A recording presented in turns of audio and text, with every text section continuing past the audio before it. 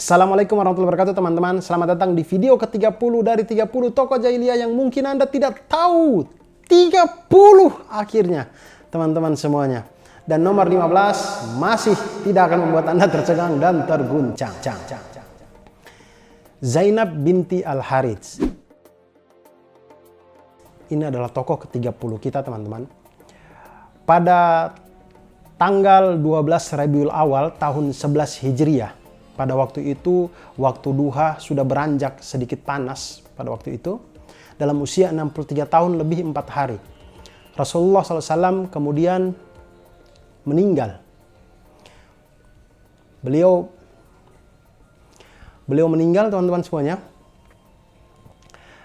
Pada waktu pagi, ketika beliau sedang sakit-sakitnya, Rasulullah SAW ini sempat berkata kepada Aisyah radhiyallahu anha, istrinya. Beliau berkata bahwa, wahai Aisyah, sesungguhnya aku masih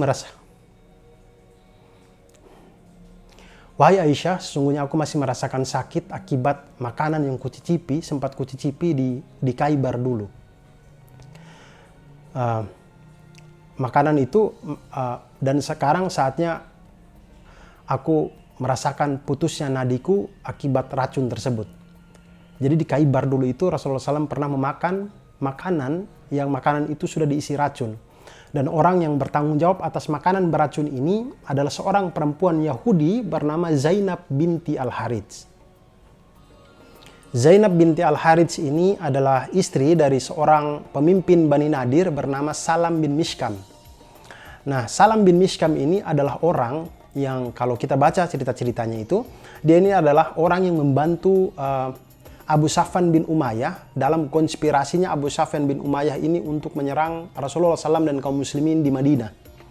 Jadi Salam bin Mishkam ini menyediakan rumahnya untuk menjadi tempat tinggalnya Abu Safwan bin Umayyah. Kemudian Abu Sufyan bin Umayyah dan teman-temannya itu menyerang Madinah pada waktu malam hari secara diam-diam. Kemudian peristiwa ini dikenal dengan nama Perang As-Sawiq. Nah, Salam bin Mishkam ini juga menjadi salah satu orang di dalam Bani Nadir yang merencanakan konspirasi untuk membunuh Rasulullah SAW ketika beliau dan para sahabat datang ke Bani Nadir untuk meminta bantuan mereka untuk uang tebusan yang pembunuhan yang dilakukan oleh Ammar bin Umayyah Ad-Damri yang sudah saya ceritakan di video-video sebelumnya. Nah, itu pada waktu mereka berkonspirasi, orang-orang Bani Nadir ini berkonspirasi untuk membawa batu penggiling untuk menimpakan ke kepala Rasulullah SAW itu. Salam bin Mishkam ini sebenarnya melarang teman-temannya itu. Dia bilang, jangan kalian lakukan itu. Demi Allah, karena ketika kalian berkonspirasi seperti ini, sesungguhnya Muhammad itu akan tahu. Pasti, ntar dengan cara-cara gaib atau apapun dia akan diberitahu tentang konspirasi kalian ini.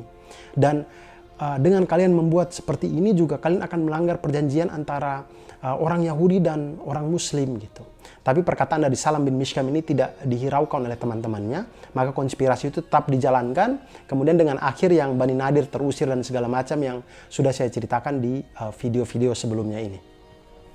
Kemudian ketika perang Khaybar sudah selesai, ketika Rasulullah SAW sudah merasa tenang karena Khaybar ini sudah ditaklukkan, tiba-tiba muncullah Zainab binti Al-Harits ini sambil membawa daging domba yang sudah dipanggang sama dia. Dia datang untuk menghidangkan kepada Rasulullah SAW. Kemudian sebelum itu sebenarnya Zainab binti Al-Harits ini sudah mencari tahu. Dia entah mencari tahu bagaimana. Pokoknya dia mencari tahu bagian mana yang disukai oleh Rasulullah SAW di dalam daging domba itu.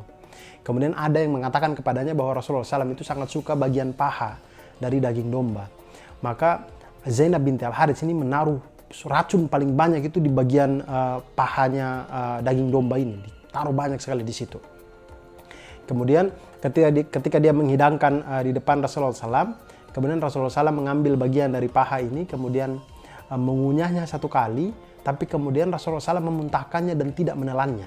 Kemudian Rasulullah SAW bersabda, sesungguhnya tulang dari daging domba ini mengabarkan kepadaku bahwa daging ini telah disusupi oleh racun. Rasulullah SAW kemudian memerintahkan untuk memanggil Zainab binti Al-Harits. Kemudian ketika dia dipanggil, ketika dia ditanyakan, dia mengakui perbuatannya. Dia menyusupkan racun kepada daging domba tersebut. Kemudian Rasulullah SAW bertanya kepadanya, "Hai Zainab, kenapa engkau berbuat seperti itu?" Kemudian Zainab binti Al-Harits ini berkata, "Sesungguhnya dulu itu saya pernah berkata kepada diri saya sendiri bahwa jika Muhammad itu adalah seorang raja, maka tentu aku akan membunuhnya. Tapi kalau dia memang seorang nabi, maka pasti ada pemberitahuan yang datang kepadanya terkait daging domba dan segala macamnya ini." Kemudian Rasulullah SAW kemudian melepaskan Zainab binti Al-Harits ini. Jadi awal mula sebenarnya Zainab binti Al-Harits ini dibebaskan. Tapi kemudian ada seorang sahabat bernama Bishr bin Al-Bara bin Ma'rur. Nah, seorang sahabat ini ikut makan daging domba ini bersama Rasulullah SAW, kemudian dia sempat mengunyah dan menelannya. Nah, di kemudian hari Bishr ini meninggal karena racun tersebut, sehingga Zainab binti Al-Harits ini kembali ditangkap, kemudian dia dijatuhi hukuman penggal karena sebagai bagian dari sebagai bagian dari hukum kisos. Demikianlah teman-teman cerita tentang Zainab binti Al-Harits. Dan tidak terasa sudah video ke-30, artinya selesai sudah rangkaian dari 30 tokoh jahiliyah yang mungkin Anda tidak tahu, dan nomor 15 masih membuat Anda tidak tercengang dan tidak terguncang ini. Ya alhamdulillah, subhanallah, sampai juga di video ke-30 ini teman-teman semuanya. Semoga kita semua diberikan umur yang panjang, diberikan nafas lagi untuk berjumpa dengan Ramadan tahun depan. Semoga saya masih bisa membuat konten-konten lain yang bermanfaat juga bagi saya sendiri tentunya, dan juga bagi teman-teman yang mungkin bisa mengambil hikmah dari cerita-cerita yang saya sampaikan ini. Nah, saran saya teman-teman, buat teman-teman yang suka dengan biografi Nabi Muhammad SAW, teman-teman langsung saja membaca di buku Sirah Nabawiyah karya Syekh Safiur Rahman Al-Mubarakfuri ataupun buku Sirah Nabawiyah karya Ibnu Hisham. Karena kalau teman-teman baca langsung di buku Sirah Nabawiyah ini, teman-teman banyak pertanyaan-pertanyaan yang ada di Instagram dan YouTube saya ini terjawab di dalam buku itu sebenarnya. Semuanya detail dan jelas. Saya ini karena hanya membuat video dari sudut pandang tokoh jahiliyahnya, yang mana juga ceritanya tidak terlalu banyak juga, karena tokoh jahiliyah ini bukan tokoh sentral di dalam Sirah Nabawiyah ya, jadi ceritanya tidak terlalu banyak juga. Nah, teman-teman kalau baca langsung di buku Sirah Nabawiyah itu banyak informasi yang teman-teman bisa dapatkan. Kalau teman-teman yang malas baca, teman-teman bisa nonton di channel YouTube-nya Ustadz Khalid Basalamah. Itu juga sangat detail, kemudian sangat terperinci dari satu peristiwa ke peristiwa yang lainnya. Bahkan satu peristiwa itu bahkan bisa dijelaskan sampai 1 jam lebih oleh Ustadz Khalid Basalamah. Saya juga sering nonton itu. Jadi insya Allah banyak manfaat dan banyak hal yang bisa kita petik dari setiap hal yang ingin kita gali untuk kebutuhan pengetahuan kita tentang Nabi Muhammad SAW. Dan itulah teman-teman akhir dari perjalanan kita, perjalanan video ini maksudnya.